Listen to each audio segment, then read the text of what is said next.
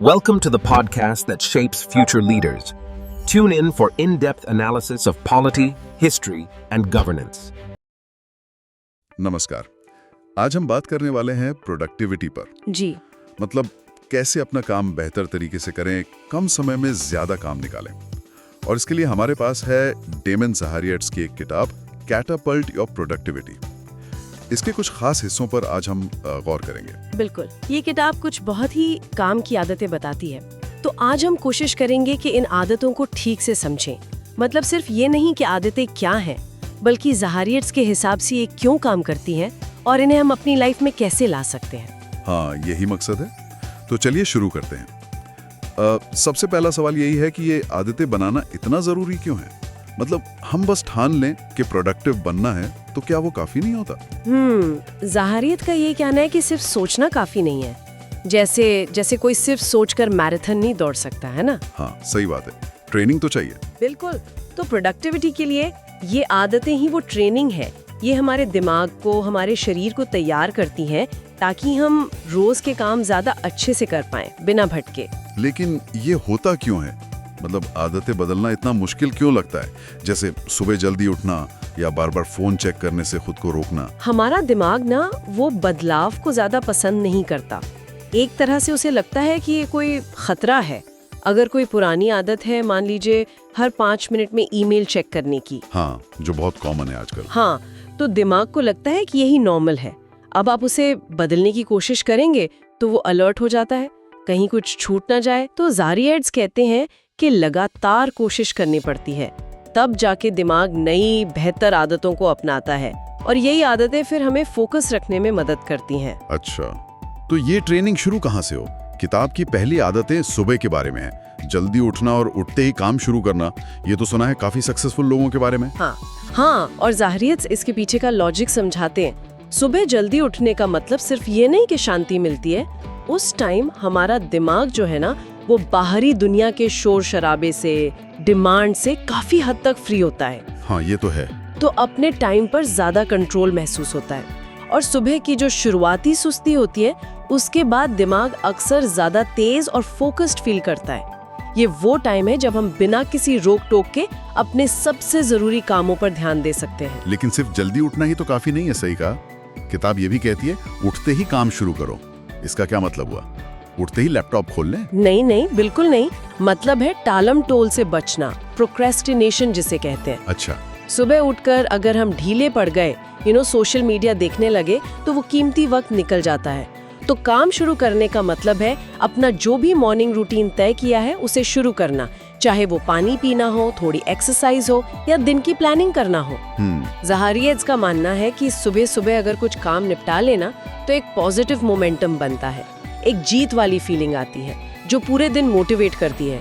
और हाँ, सुबह सुबह ईमेल या वॉइसमेल चेक करने से बचने को भी कहते हैं। क्यों? क्योंकि वो अक्सर हमें दूसरों की जरूरतों में उलझा देते हैं। हमारा फोकस अपने काम से हट जाता है। हाँ, ये बात तो है।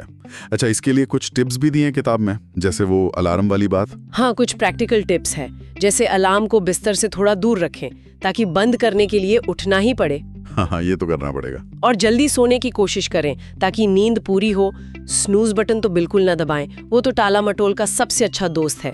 और एक छोटा सा मॉर्निंग रूटीन बना ले, पानी पीना, स्ट्रेचिंग करना टाइप का, ताकि दिमाग को सिग्नल मिले कि भाई अब काम का टाइम है। ठीक है, तो सुबह की आदतें हो गई। इसके बाद किताब किस चीज पर फोकस करती है? शायद टाइम मैनेजमेंट पर। थोड़ी चौंकाने वाली बात बताते हैं।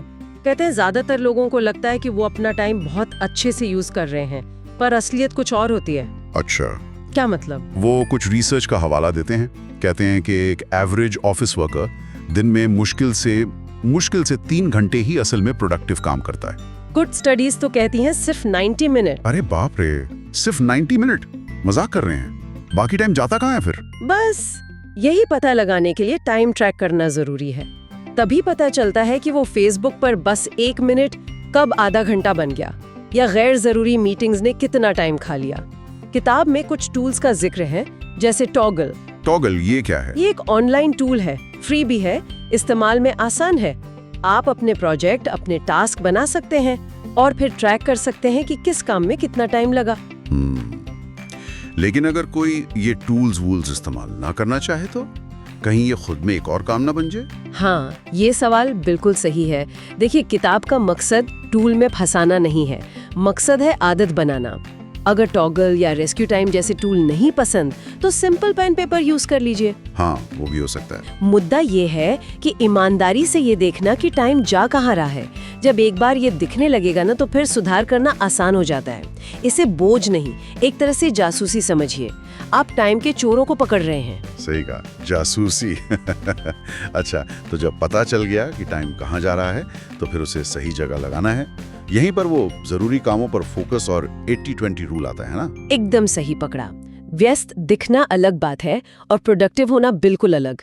जाहिर रीड्स यहाँ परेटो प्रिंसिपल यानी 80-20 नियम की बात करते हैं। 80-20 नियम, ये क्या है, थोड़ा और बताएंगे? हाँ, ये सिद्धांत कहता है कि अक्सर हमारे जो 80% नतीजे होते हैं ना, वो हमारी सिर्फ 20% कोशिशों या कामों से आते हैं। अच्छा। सिर्फ 20% से। हाँ। तो हमें वो 20% काम पहचानने हैं जो सबसे ज्यादा मायने रखते हैं, जो सबसे जरूरी हैं हमारे लक्ष्यों के लिए। इसे असल जिंदगी में कैसे देखें, कोई उदाहरण है किताब में? हाँ, एक ट्रैवल ब्लॉगर का उदाहरण दिया है। मान लीजिए उसका लक्ष्य है महीने का $5000 कमाना, तो उसके 20% जरूरी काम क्या होंगे? शायद अच्छा कंटेंट लिखना, एसईओ करना, एफिलिएट पार्टनरशिप बनाना, अपने रीडर्स से बात करना। और 80% कम जरूरी काम क्या हो सकते हैं? शायद हर नए सोशल मीडिया ट्रेंड के पीछे भागना, ब्लॉग का डिजाइन बार बार बदलते रहना, या घंटों दूसरे ब्लॉग्स पढ़ते रहना सिर्फ अपडेट रहने के लिए। तो 80-20 नियम हमें याद दिलाता है कि भाई, अपनी ज्यादातर एनर्जी उन कामों पर लगाओ जो सीधे तुम्हारे लक्ष्य पूरे करते हैं। और इसी 80-20 नजरिए को किताब ईमेल्स, मीटिंग्स, यहाँ तक कि कस्टमर कंप्लेंट्स पर भी लगाने को कहती है। जी बिल्कुल। जाहिर एड्स कहते हैं कि इस नजरिए को हर जगह अपनाओ। क्या हर ईमेल का जवाब देना जरूरी है? शायद नहीं। बहुत सारे न्यूज़लेटर्स तो अनसब्सक्राइब ही कर देने चाहिए। हाँ, इनबॉक्स भर जाता है उनसे। बिल्कुल। क्या हर मीटिंग में जाना जरूरी है? क्या हर कस्टमर की हर छोटी शिकायत पर घंटों लगाना ठीक है? खासकर अगर वो कस्टमर ज्यादा प्रॉफिटेबल नहीं है, शायद रिफंड देकर आगे बढ़ना बेहतर हो। सुनने में थोड़ा अजीब लग सकता है, पर ये अपने सबसे कीमती रिसोर्स टाइम को बचाने का तरीका है। बहुत तो पते की है। तो ठीक है, सुबह की रूटीन हो गई, टाइम को समझ लिया, उसे जरूरी कामों पर लगाया। अब आता है काम करने का तरीका, टू डू लिस्ट और single tasking. To do list तो खैर सभी बनाते हैं, पर किताब कहती है लोग इसे अक्सर गलत तरीके से बनाते हैं। हाँ, जाहिर एड्स बताते हैं कि लिस्ट फेल क्यों होती हैं। पहला कारण, लिस्ट बहुत लंबी होती है। इतने काम लिख लेते हैं कि देख के ही टेंशन हो जाए। हाँ, होता है ऐसा। दूसरा, कामों की कोई डेडलाइन नहीं होती। अब डेडलाइन नहीं होगी तो काम टलता रहेगा। यहाँ पार्किंसंस लॉ लगता है। पार्किंसंस लॉ, वो क्या है? ये नियम कहता है कि कोई भी काम पूरा होने में उतना ही टाइम लेता है जितना उसके लिए दिया जाता है। अगर आप किसी काम के लिए 2 हफ्ते देंगे तो वो 2 हफ्ते में ही होगा, भले ही वो 2 दिन में हो सकता था। अरे वाह, ये तो सही है। और तीसरा कारण क्या है लिस्ट फेल होने का? प्राथमिकता तय न करना, प्रायोरिटी। लिस्ट के सारे काम एक जैसे जरूरी नहीं होते। जाहिर एड सलाह देते हैं ABC जैसी प्रायोरिटी सेट करें। A मतलब सबसे जरूरी, आज ही करना है। B जरूरी है पर आज नहीं तो कल भी चलेगा। C कम जरूरी, जब टाइम मिले तब कर लेंगे। तो एक अच्छी काम करने वाली लिस्ट कैसे बनाएं? किताब में बहुत सारे टिप्स हैं शायद। हाँ, काफी हैं, पर कुछ मेन बातें हैं। 2 लिस्ट रखें, एक मास्टर लिस्ट जिसमें सब कुछ हो और एक डेली लिस्ट जिसमें सिर्फ आज के काम हो। डेली लिस्ट छोटी रखें, शायद 3 से 5 काम। बस 3 से 5? हाँ, सबसे जरूरी वाले। रोज अपने 3 सबसे जरूरी काम चुने, A प्रायोरिटी वाले। हर काम की डेडलाइन तय करें। मास्टर लिस्ट में तारीख, डेली लिस्ट में हो सके तो टाइम। काम को एक्शन वाला लिखें, जैसे सिर्फ रिपोर्ट नहीं, रिपोर्ट सबमिट करें। हफ्ते में एक बार मास्टर लिस्ट को साफ करें। बड़े कामों को छोटे छोटे हिस्सों में बांटें। ठीक है, समझ गया। लिस्ट बन गई, प्रायोरिटी सेट हो गई, अब काम कैसे करें? किताब मल्टीटास्किंग को बिल्कुल मना करती है। कहती है एक बार में एक काम, पर आजकल तो मल्टीटास्किंग को बहुत जरूरी स्किल माना जाता है। ज़हारियर्स इसे एक बहुत बड़ा भ्रम बताते हैं। उनका कहना है कि हमारा दिमाग असल में मल्टीटास्किंग कर ही नहीं सकता। ओके। वो बस तेजी से एक काम से दूसरे पर स्विच करता है। अच्छा। हाँ, और हर बार स्विच करने में टाइम और मेंटल एनर्जी खर्च होती है। इसे स्विचिंग कॉस्ट कहते हैं। इससे होता क्या है? हर काम में ज्यादा टाइम लगता है, गलतियां ज्यादा होती हैं, तनाव बढ़ता है और क्रिएटिविटी पर भी असर पड़ता है। लंबे समय में ये दिमाग के लिए थकाने वाला भी हो सकता है। तो फिर सिंगल टास्कर कैसे बनाएं, खासकर जब ऑफिस में चारों तरफ से काम आ रहे हों? देखिए, पहला कदम तो यही है कि मान लें कि मल्टीटास्किंग अच्छी चीज़ नहीं है। फिर दूसरों की जो गैर ज़रूरी डिमांड्स हैं उनको ना कहना सीखना होगा। उस पर हम आएंगे अभी। अगर टेक्निक्स की बात करें तो पोमोडोरो तकनीक है। पोमोडोरो? वो टमाटर वाली? हाँ, वही। 25 मिनट फोकस से काम, फिर 5 मिनट का ब्रेक, या फिर टाइम बॉक्सिंग, हर काम के लिए एक फिक्स टाइम तय कर देना। और हाँ, पूरी नींद लेना बहुत ज़रूरी है ताकि दिमाग फोकस कर पाए। काम के बीच में छोटे छोटे ब्रेक लेना भी फायदेमंद है। किताब में म्यूजिक सुनने का भी जिक्र था शायद, काम करते हुए। हाँ, लेकिन एक खास तरह का म्यूजिक, ऐसा जिसमें शब्द न हो, जैसे बरोक म्यूजिक या एटमॉस्फेरिक रॉक या फिर मूवी ट्रेलर जैसा म्यूजिक। मूवी ट्रेलर जैसा? वो तो बड़ा एनर्जेटिक होता है। हाँ, ज़हारियत का मानना है कि इस तरह का म्यूजिक दिमाग के उस हिस्से को बिजी रखता है जो आसानी से भटक जाता है, जबकि आप अपने काम पे फोकस कर पाते हैं। शब्दों वाला गाना सुनेंगे तो ध्यान भटक सकता है। ये इंटरेस्टिंग है। तो ये सब तो हो गई काम करने की स्ट्रैटेजीज, लेकिन किताब खाने पीने पर, सेहत पर भी ध्यान देने को कहती है। उसका प्रोडक्टिविटी से क्या डायरेक्ट लेना देना? ज़हारियत कहते हैं जैसा इनपुट वैसा आउटपुट। सिंपल है, अगर आप अपनी गाड़ी में घटिया तेल डालेंगे तो वो चलेगी कैसे? सही बात है। वैसे ही अगर शरीर को सही खाना नहीं मिलेगा तो दिमाग तेज कैसे चलेगा? जंक फूड खाते हैं तो एनर्जी लेवल ऊपर नीचे होता रहता है, फोकस कम होता है, आलस आता है। अच्छा खाना जिसमें विटामिन्स हो, मिनरल्स हो, हेल्दी फैट्स हो, वो दिमाग को एक स्टेबल एनर्जी देता है। इससे फोकस और मोटिवेशन बना रहता है। इसमें भी कुछ खास टिप्स हैं, जैसे वो कॉर्न सिरप वाली बात आपने बताई थी। हाँ, कुछ प्रैक्टिकल बातें हैं। घर से जंक फूड हटाओ, मतलब कुकीज, चिप्स, कैंडी वगैरह। पौष्टिक चीजें पहचानो और उन्हें खाने में शामिल करो। सप्लीमेंट से अच्छा है खाने से पोषण लो। सिंपल खाना बनाओ, बहुत कॉम्प्लिकेटेड रेसिपीज के चक्कर में मत पड़ो। और कम खाओ? हाँ, छोटी मात्रा में खाओ। दिमाग को ये सिग्नल मिलने में कि पेट भर गया है करीब 20 मिनट लगते हैं। फूड लेबल पढ़ना सीखो। हाई फ्रक्टोज कॉर्न सिरप जैसी चीजों से बचो। ये ब्लड शुगर को एकदम से बढ़ाती हैं, फिर गिरा देती हैं, एनर्जी क्रैश होती है। अच्छा, और नाश्ते के बारे में? नाश्ते में हेल्दी फैट शामिल करो। अंडे, दही, नट्स, मक्खन, ये आपको देर तक पेट भरा हुआ महसूस कराते हैं, एनर्जी बनी रहती है। और फलों के बारे में जो कहा था वो थोड़ा अजीब लगा था। हाँ, किताब कहती है कि फल खाओ पर लिमिट में। वजह यह है कि आजकल के जो फल है ना, उनमें फ्रुक्टोज, मतलब एक तरह की शुगर, काफी ज्यादा होती है और जरूरत से ज्यादा फ्रुक्टोज लिवर पर बोझ डाल सकता है और एनर्जी लेवल को भी ऊपर नीचे कर सकता है। तो बस मॉडरेशन में खाने की सलाह है। समझ गया। तो सेहत ठीक, काम का तरीका ठीक, लेकिन एक बहुत बड़ी प्रॉब्लम है आजकल, लगातार disturbance, email, phone call, message, notifications. किताब कहती है अनरीचेबल रहो, पहुंच से बाहर। ये सुनने में तो बहुत अच्छा लगता है, पर प्रैक्टिकल कैसे है? ये बहुत ही बड़ा पॉइंट है।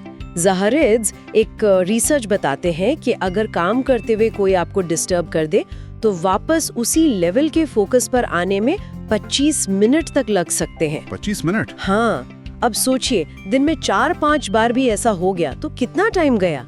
इसलिए जब आप किसी गहरे काम में डूबे हो तो अनरीचेबल होना, मतलब पहुंच से बाहर होना, बहुत जरूरी है। पर अगर टीम के साथ काम कर रहे हो या कोई इमरजेंसी आ जाए, लोग बुरा नहीं मानेंगे? देखिए, ये चिंता बिल्कुल जायज है। अनरीचेबल होने का मतलब ये नहीं कि आप गायब ही हो जाएं हमेशा के लिए। इसका मतलब है अपने फोकस वाले टाइम को प्रोटेक्ट करना। तो कैसे करें? किताब कुछ तरीके बताती है। जब फोकस वाला काम कर रहे हो, फोन साइलेंट पर रखो या बंद ही कर दो। नोटिफिकेशंस बंद रखो। दिन में 2 या 3 बार फिक्स टाइम बना लो जब आप ईमेल और मैसेज चेक करोगे, हर 5 मिनट में नहीं। अगर ऑफिस में है तो शायद दरवाजा बंद कर सकते हैं या हेडफोन लगा सकते हैं। इससे लोगों को सिग्नल जाता है कि आप बिजी हैं। और लोगों की एक्सपेक्टेशंस का क्या करें? उन्हें तो आदत होती है तुरंत जवाब की। हाँ, यहीं पर वो 10वीं बोनस आदत काम आती है। अपने समय को लेकर स्वार्थी बने। Be selfish with your time. हमें लोगों को धीरे धीरे सिखाना होगा कि हमारे फोकस टाइम की इज्जत करें, और ये अक्सर ना कहने से शुरू होता है। हाँ, अगर हम हर किसी की हर छोटी बड़ी रिक्वेस्ट पर तुरंत हाँ बोल देते हैं तो हम खुद ही उन्हें हमें बार बार टोकने के लिए इनकरेज कर रहे हैं। उनकी आदत बन जाती है। पर ना कहना भी तो मुश्किल होता है, रिश्ते खराब होने का डर रहता है। हाँ, मुश्किल होता है, पर तरीके हैं। ईमानदारी से वजह बताएं। जैसे देखो, मैं अभी इस जरूरी रिपोर्ट पे काम कर रहा हूँ, डेडलाइन है, क्या हम शाम 4 बजे बात कर सकते हैं? या ये इंटरेस्टिंग लग रहा है पर अभी मेरे पास बिल्कुल टाइम नहीं है इस पर ध्यान देने का। बाद का टाइम देना एक अच्छा तरीका है। या अगर हो सके तो किसी और की तरफ डायरेक्ट कर दें जो मदद कर सकता हो। पॉइंट ये है कि अपनी प्रायोरिटीज को बचाना स्वार्थ नहीं है, ये जरूरत है। सही कहा, जरूरत है। अच्छा, एक और आदत जिस पर किताब काफी जोर देती है वो है परफेक्शनिस्ट ना होना। Be an anti perfectionist. ये मुझे थोड़ा अजीब लगा था। परफेक्ट होना तो अच्छी बात है ना। ज़ाहिर-ए-इंस का तर्क है कि परफेक्शनिज्म और प्रोडक्टिविटी ये तेल और पानी की तरह है, मिलते नहीं है। अच्छा, कैसे? देखिए, परफेक्ट करने की चाहत में काम पूरा होने में बहुत ज्यादा टाइम लग जाता है। हम ऐसी छोटी छोटी डिटेल्स में उलझे रहते हैं जिन्हें शायद कोई नोटिस भी नहीं करेगा। डेडलाइन मिस हो जाती हैं, हम दूसरों के काम में भी नुक्स निकालने लगते हैं। फेल होने का डर इतना बढ़ जाता है कि हम कुछ नया ट्राई करने से कतराते हैं, और आखिर में क्या होता है? बर्नआउट, मतलब पूरी तरह थक जाना। मतलब गुड इनफ पे रुक जाना बेहतर है ज्यादातर टाइम। हाँ बिल्कुल। किताब एप्पल और अमेज़न का उदाहरण देती है। वो भी परफेक्ट प्रोडक्ट का इंतजार नहीं करते हैं। वो एक अच्छा प्रोडक्ट लॉन्च करते हैं, फिर फीडबैक लेते हैं और सुधार करते रहते हैं। परफेक्शन की तलाश कभी खत्म नहीं होती। तो इस परफेक्शनिज्म के जाल से बाहर कैसे निकलें? पहले तो इसके लक्षण पहचाने, जैसे रिस्क लेने से डरना, अपनी गलतियों पर खुद को बहुत ज्यादा कोसना, क्रिटिसिज्म पसंद न करना, काम दूसरों को ना सौंपना, मतलब माइक्रो मैनेज करना। हाँ, ये सब लक्षण होते हैं। फिर ईमानदारी से सोचे कि आप परफेक्ट क्यों बनना चाहते हैं। क्या ये किसी डर की वजह से है? फिर धीरे धीरे आदत बदलें। छोटा मोटा काम किसी और को सौंप कर देखिए, फीडबैक मानिए और उसे सीखने का मौका समझिए। हर काम के लिए एक टाइम लिमिट सेट कीजिए और उस पर टिके रहिए, चाहे वो आपको परफेक्ट ना भी लगे। वाह, ये तो काफी सारी आदतें हो गई। सुबह जल्दी उठने से लेकर टाइम ट्रैक करने, 80-20 रूल, अच्छी to do list, single tasking, healthy खाना, डिस्टर्बेंस से बचना, परफेक्शनिज्म छोड़ना और अपने टाइम के लिए थोड़ा स्वार्थी बनना। हाँ, काफी कुछ है। और ज़ाहिरियत का निचोड़ यही है कि ये सारी आदतें मिलकर काम करती हैं, और ये सिर्फ ज्यादा काम निपटाने के बारे में नहीं है। जब आप ज्यादा प्रोडक्टिव होते हैं तो आप काम जल्दी खत्म कर पाते हैं। हाँ, तो टाइम बचता है। बिल्कुल। और उस बचे हुए टाइम और एनर्जी को आप अपनी जिंदगी के दूसरे जरूरी हिस्सों में लगा सकते हैं, अपनी फैमिली, दोस्त, अपने शौक, अपनी सेहत, आराम। तो ये एक तरह से ज्यादा बैलेंस्ड और अच्छी जिंदगी जीने का तरीका है। किताब में एक बहुत अच्छी सलाह भी है आखिर में कि इन सब आदतों को एक साथ अपनाने की कोशिश मत कीजिए। हाँ, ये बहुत जरूरी है, वरना आप अभिभूत हो जाएंगे, ओवरवेल्म्ड हो जाएंगे। सलाह ये है कि एक बार में एक आदत चुनें, बस एक, उस पर फोकस करें, उसे अपनी जिंदगी का हिस्सा बनाएं। जब वो आदत बन जाए, सहज लगने लगे, तब अगली आदत पर बढ़ें। छोटे छोटे लगातार कदम ही बड़ा बदलाव लाते हैं। सही है। तो ये थी हमारी आज की पड़ताल डेमन ज़हारिएट्स की प्रोडक्टिविटी बढ़ाने वाली आदतों पर। और जाते जाते अपने सुनने वालों के लिए एक सवाल छोड़ जाते हैं। जी, आज हमने जिन आदतों की बात की, उनमें से कौन सी एक आदत आपको ऐसी लगती है कि अगर आप उसे मान लीजिए कल से ही अपनाना शुरू कर दें तो आपकी जिंदगी में सबसे बड़ा पॉजिटिव बदलाव आ सकता है? इस पर जरूर सोचेगा।